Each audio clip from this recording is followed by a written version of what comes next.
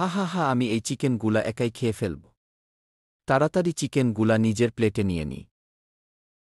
এরপর নুডলস দিয়ে ভালো করে ঢেকে দেই। হা হা হা, সিম্বি কিছু বুঝতে পারবে না। শয়তান সিম্বা কি ভেবেছে আমি কিছুই বুঝতে পারব না। এবার দেখাচ্ছি সিম্বাকে মজা। ওর এমন অবস্থা করব ওই আর জীবনেও চিকেন খেতে পাবে না। দেখি দেখি কি খাইতেছ তুমি, দাও আমি খাইতেছি, এতে তো হাড্ডি ছাড়া কিছুই নেই, নাও তুমি খাও, আমি খাব না।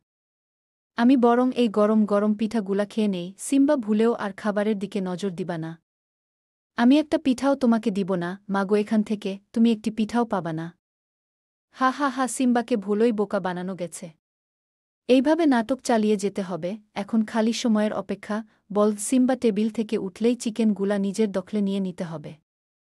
সিম্বাকে যেভাবেই হোক কাজের বাহানায় বাইরে পাঠাতে হবে। আইডিয়া!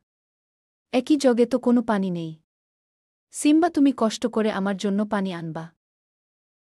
এই তো সুযোগ। এবার মাজার চিকেনগুলো তাড়াতাড়ি লুকিয়ে নেই।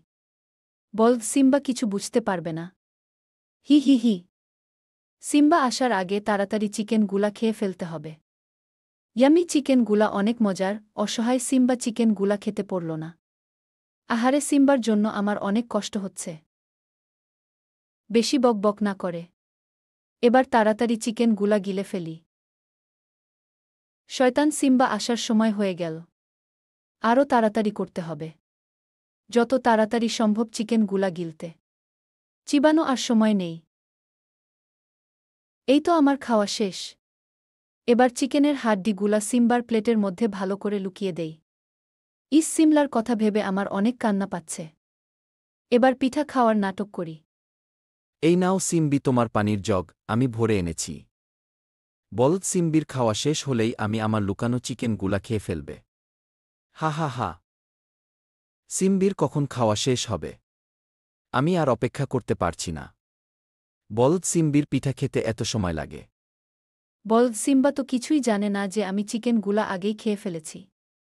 এই নাও সিম্বা, আমি তোমাকে সস ঢেলে দেই। বলদ সিম্বি চলে গেছে, এইবার চিকেনগুলা খেয়ে নেই।